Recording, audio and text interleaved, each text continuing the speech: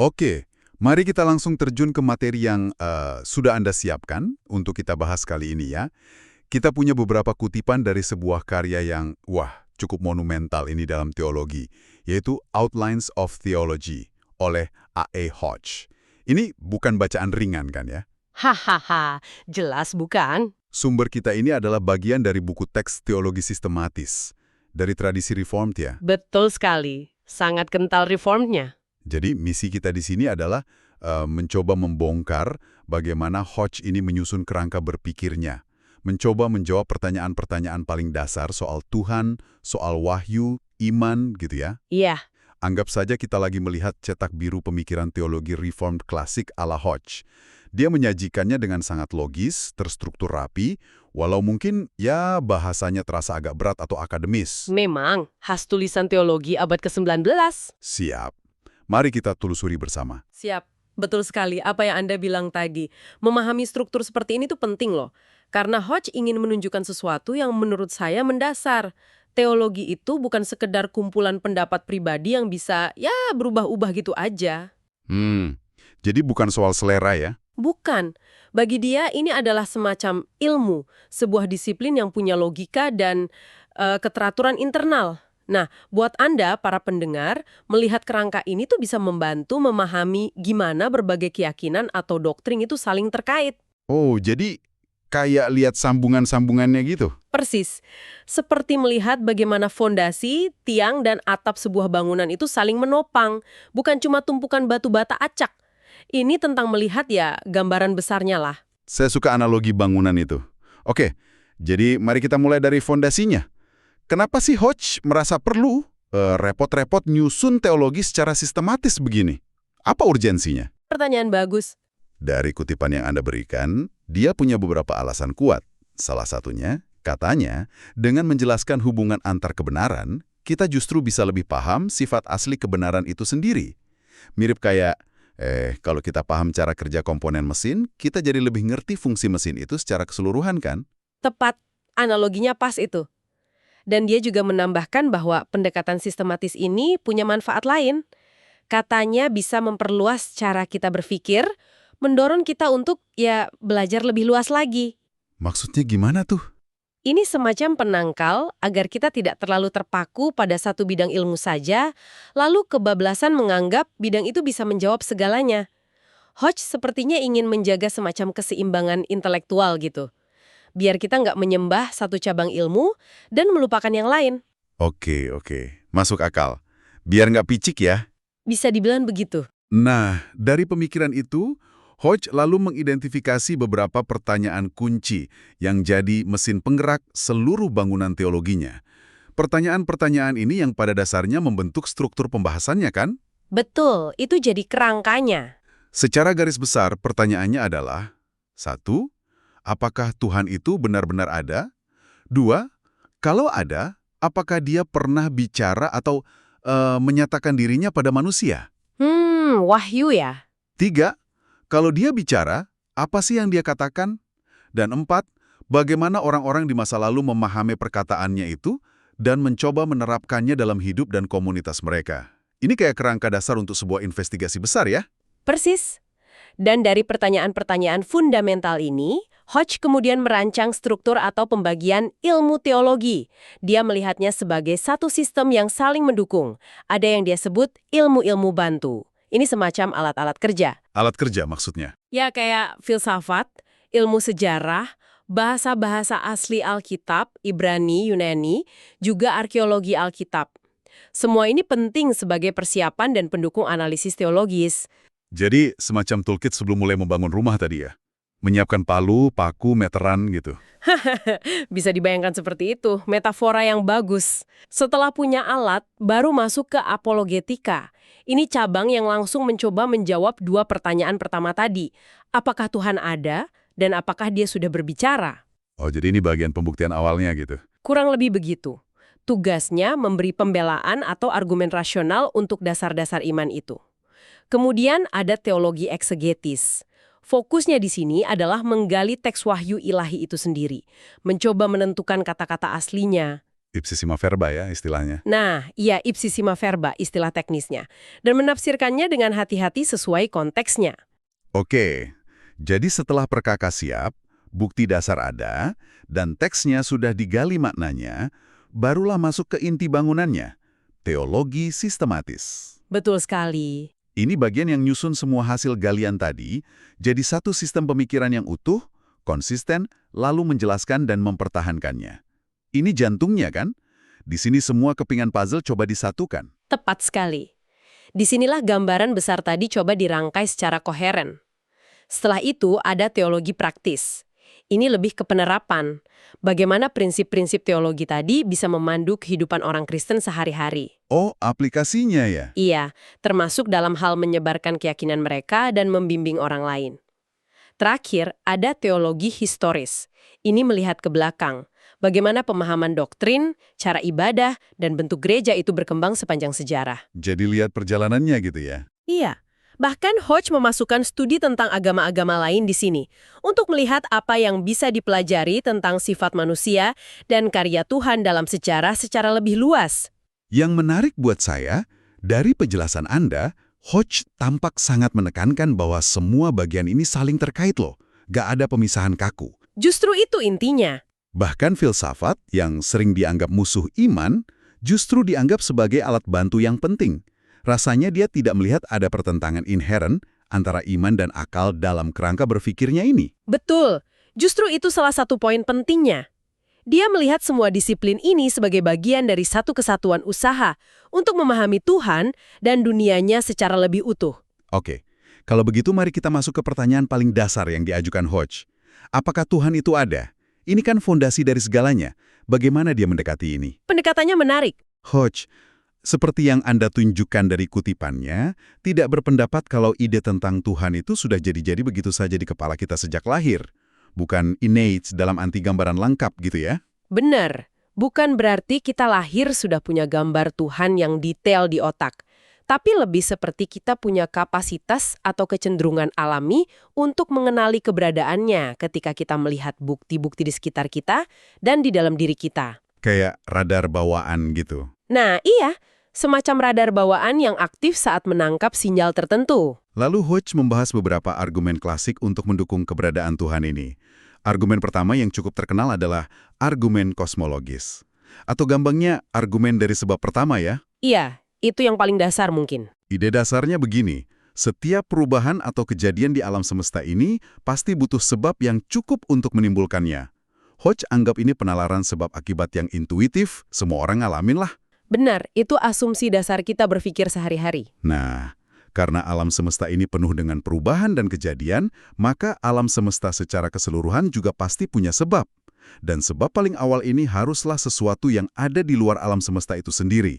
Sesuatu yang abadi, tidak disebabkan oleh apapun, dan tidak berubah. Betul, Hodge juga mengantisipasi keberatan. Misalnya, gimana kalau rangkaian sebab akibat ini mundur terus tanpa henti, ke belakang, kayak domino yang nggak ada ujungnya? Nah, itu dia pertanyaannya. Dia bilang, ide rangkaian tak terbatas ke belakang itu justru aneh dan nggak masuk akal. Semakin panjang rangkaiannya, semakin jelas butuh adanya sesuatu di awal yang memulai semuanya, yang bukan bagian dari rangkaian itu. Harus ada yang pertama kali mendorong dominonya ya? Iya, sebab yang sesungguhnya, kata Hodge, haruslah sesuatu yang tidak disebabkan, abadi, dan tidak berubah. Itu tadi. Oke, argumen kedua adalah teleologis. Ini argumen dari desain atau tujuan. Argumen desain. Ini juga klasik. Gampangnya lihat deh keteraturan, kerumitan, dan adaptasi yang luar biasa di alam semesta. Mulai dari sel terkecil sampai galaksi terbesar. Semua ini menurut Hodge, nunjukin adanya kecerdasan dan tujuan di baliknya. Kalau ada jam, pasti ada pembuat jam gitu ya? Ya, tapi Hodge bilang ini bukan sekedar perumpamaan, kayak gitu. Tapi sebuah kesimpulan logis yang muncul secara alami saat kita melihat bukti desain. Kalau ada rancangan, ya pasti ada perancang. Yang cukup menarik adalah bagaimana Hodge merespons teori evolusi yang di zamannya mulai ramai dibicarakan. Oh ya, gimana tuh? Dia tidak langsung menolak mentah-mentah. Argumennya gini, kalaupun evolusi itu terbukti benar sebagai mekanisme perubahan makhluk hidup, Ya? Itu hanya menjelaskan caranya, metodenya, itu tidak menghilangkan perlunya pencipta cerdas di balik proses dan hukum-hukum alam yang memungkinkan evolusi itu terjadi. Oh, jadi evolusi itu cuma mekanisme, bukan penyebab utama ya? Tepat. Justru hukum-hukum alam seperti biogenesis, kehidupan hanya berasal dari kehidupan, terus reproduksi, variasi, bagi Hodge, semua itu sendiri adalah bukti adanya rancangan cerdas. Menarik, menarik. Argumen ketiga adalah, Argumen moral atau antropologis yang fokus pada manusia. ya, dari dalam diri kita sendiri, kita punya kesadaran moral kan? Rasa tahu mana benar, mana salah, rasa wajib melakukan yang benar. Nah, kesadaran ini, kata Hodge, menunjuk pada adanya sumber atau pemberi hukum moral di luar diri kita. Kayak ada kompas moral bawaan gitu ya? Bisa jadi. Selain itu, kalau kita lihat sejarah manusia secara luas, menurutnya ada semacam tatanan dan tujuan moral yang bekerja, yang lebih besar dari sekedar tindakan individu. Kayak ada sutradara di balik layar sejarah? Mungkin begitu maksudnya. Ini mengisyaratkan adanya pengatur sejarah yang bijaksana, adil, dan baik. Jadi ketiga argumen ini saling melengkapi ya. Kosmologis nunjukin adanya sebab pertama yang abadi, teleologis nunjukin sebab itu cerdas dan punya tujuan, artinya pribadi, dan moral nunjukin pribadi itu punya karakter moral, baik dan adil. Yap, bagi Hodge, ini dasar rasional yang kokoh untuk percaya pada Tuhan sebelum kita bicara soal wahyu khusus. Betul, ini baru pemanasan, pakai akal sehat istilahnya. Oke, jadi setelah mencoba meletakkan dasar rasional keberadaan Tuhan, Hodge kemudian masuk ke pembahasan tentang siapa atau seperti apa Tuhan, sifat-sifatnya.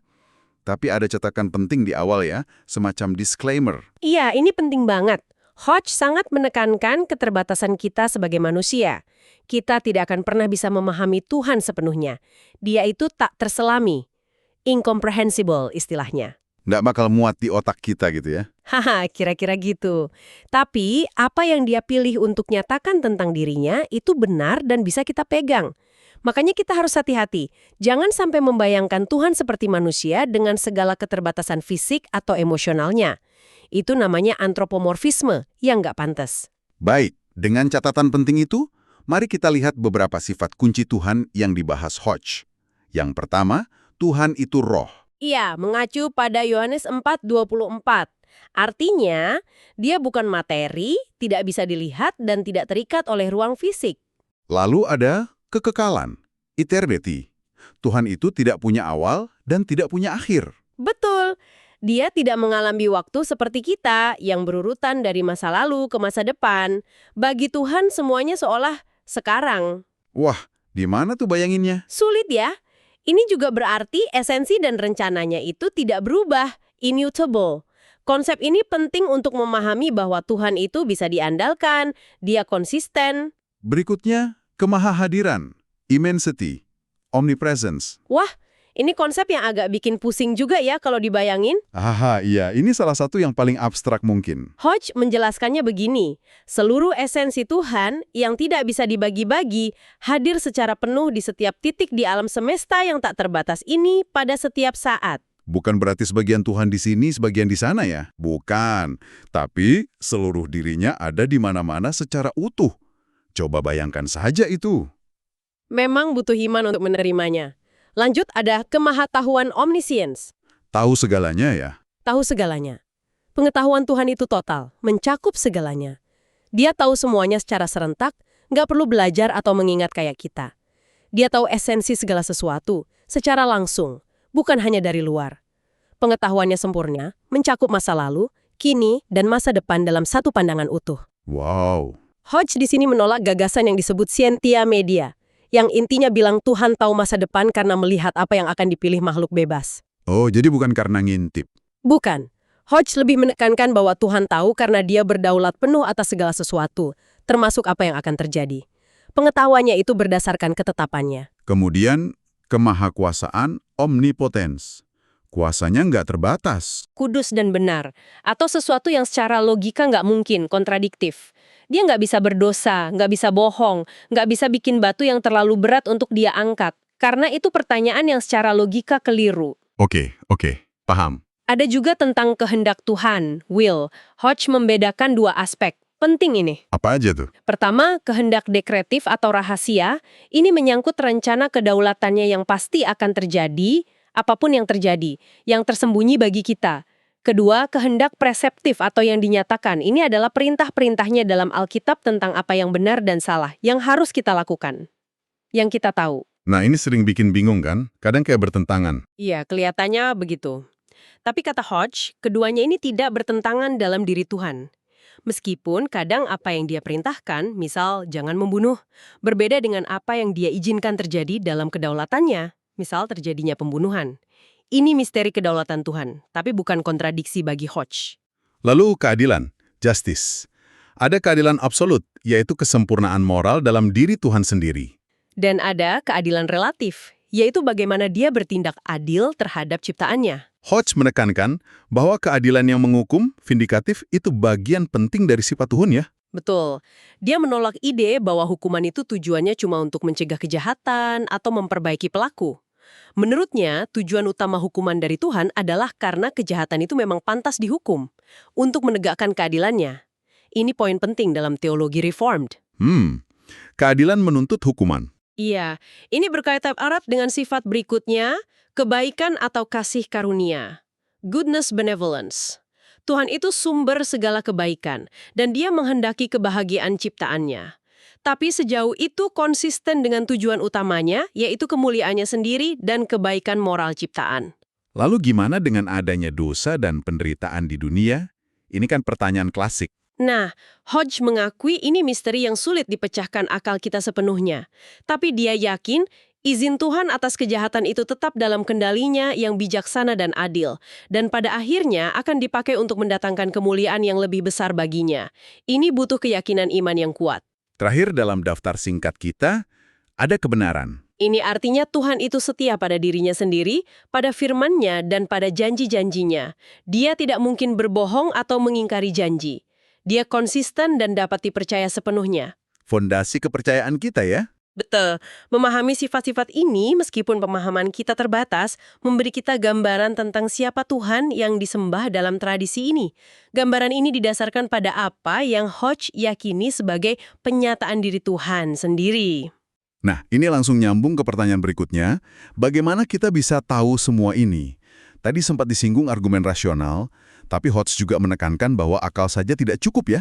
Tidak cukup, terutama untuk pengenalan yang menyelamatkan. Disinilah pentingnya wahyu supranatural. Betul.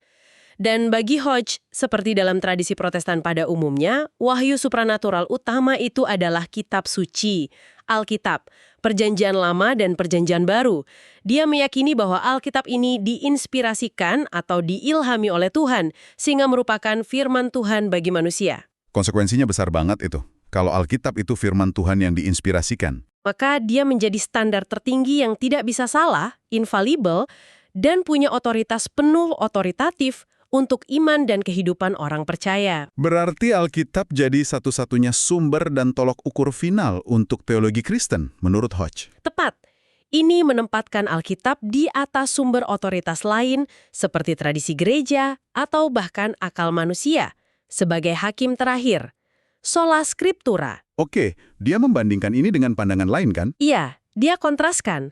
Misalnya rasionalisme yang menurutnya terlalu meninggikan akal manusia sampai jadi penentu akhir kebenaran, bahkan bisa nolak wahyu kalau dianggap nggak masuk akal.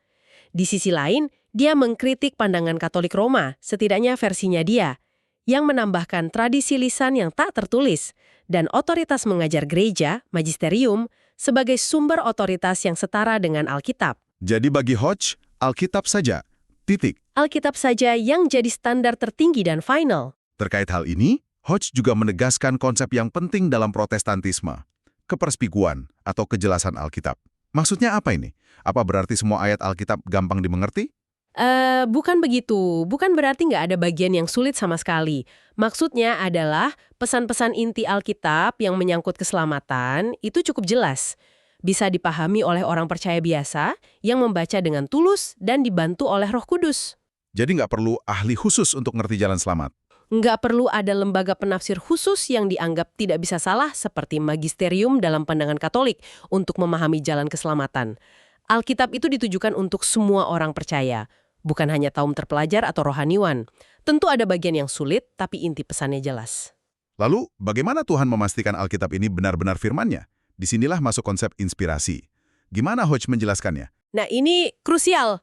Hodge mendefinisikan inspirasi sebagai pengaruh khusus dari Tuhan yang bersifat penuh, plenary, kepada para penulis Alkitab saat mereka menulis. Pengaruh penuh ya? Iya, hasilnya adalah sesuatu yang unik. Alkitab itu 100% karya manusia sekaligus 100% karya Tuhan. Wah, gimana tuh bisa dua-duanya? Para penulis memakai gaya bahasa mereka, pengetahuan mereka, latar belakang mereka secara bebas, tapi pada saat yang sama Tuhan bekerja di dalam dan melalui mereka. Sehingga apa yang mereka tulis secara keseluruhan adalah persis apa yang Tuhan ingin sampaikan. Betul. Bebas dari kesalahan dalam pesan yang dimaksudkan, infallible, dan punya otoritas ilahi penuh. Itu gagasannya. Karya Tuhan dalam inspirasi ini mencakup apa aja? Ada beberapa hal. Ada providentia, penyelenggaraan Tuhan yang ngatur seluruh sejarah, termasuk persiapan para penulis. Ada wahyu langsung, di mana Tuhan kasih informasi baru yang nggak mungkin diketahui manusia secara alami. Kayak nubuat masa depan gitu ya? Contohnya itu. Tapi nggak semua isi Alkitab berasal dari wahyu langsung loh. Terus, apa lagi selain wahyu langsung? Nah, disinilah inspirasi itu sendiri berperan paling krusial. Inspirasi adalah pengaruh Tuhan yang menjamin kebenaran dan otoritas tulisan, baik yang berasal dari wahyu langsung maupun dari sumber-sumber alami yang dipakai penulis, misalnya hasil riset mereka, pengalaman pribadi, atau dokumen lain yang mereka kutip. Oh, jadi inspirasi itu memastikan penyampaiannya akurat apapun sumbernya? Tepat. Inspirasi memastikan bahwa penyampaian pesan Tuhan itu akurat dan otoritatif. Apa buktinya Alkitab itu diinspirasi? Gimana Hodge meyakinkan orang? Dia nunjuk beberapa hal, bukti internal, klaim dari para penulis sendiri misalnya, demikianlah firman Tuhan, terus pengenapan nubuat, mujizat yang menyertai para nabi dan rasul, ada juga bukti eksternal, kesaksian Yesus sendiri dan para rasul, mereka secara konsisten memperlakukan tulisan perjanjian lama sebagai firman Tuhan yang berotoritas penuh. Kelihatan dari cara mereka mengutip dan membangun argumen di atasnya. Tapi kan Alkitab itu kan ditulis manusia biasa, dengan gaya beda-beda, kadang ngutip sumber lain, bahkan ada yang bilang ada ayat-ayat yang kelihatannya bertentangan atau nggak akurat secara ilmiah atau historis. Gimana Hodge jawab tantangan ini? Nah, Hodge sadar betul akan fenomena-fenomena ini. Nggak naif dia. Pandangannya sering disebut inspirasi verbal plenary, inspirasi penuh sampai ke kata-katanya. Verbal plenary, oke. Dia berargumen bahwa dalam naskah asli, autografa, tidak ada kesalahan atau kontradiksi yang sesungguhnya. Jadi kalau ada yang kelihatan salah, itu gimana? Kalaupun ada bagian yang terlihat bertentangan atau keliru, menurutnya itu harus diuji dengan kriteria ketat. Apakah itu benar-benar dimaksudkan sebagai pernyataan fakta? Apakah itu benar-benar bertentangan dengan bagian lain di naskah asli atau fakta sejarah ilmiah yang sudah pasti? Hodge yakin kebanyakan masalah itu muncul karena keterbatasan pemahaman kita saat ini, atau karena kesalahan penyalinan selama ribuan tahun, atau karena penulis punya fokus berbeda. Jadi bukan karena kesalahan di inspirasi aslinya? Bukan. Bukan karena ada kesalahan dalam inspirasi ilahi pada naskah aslinya. Dia sangat teguh mempertahankan integritas Alkitab sebagai firman Tuhan yang bisa dipercaya.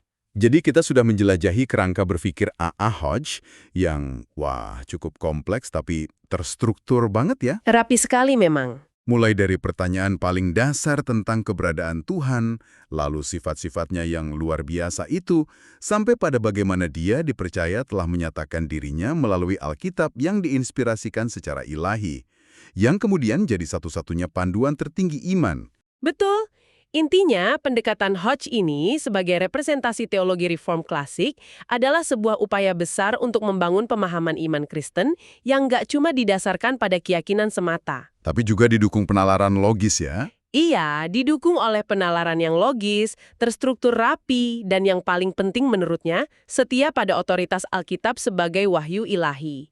Ini adalah usaha membangun sebuah sistem berpikir yang koheren tentang Tuhan dan hubungannya dengan dunia. Sebuah bangunan pemikiran yang kokoh pada masanya dan masih dipelajari hingga kini ya. Masih sangat berpengaruh.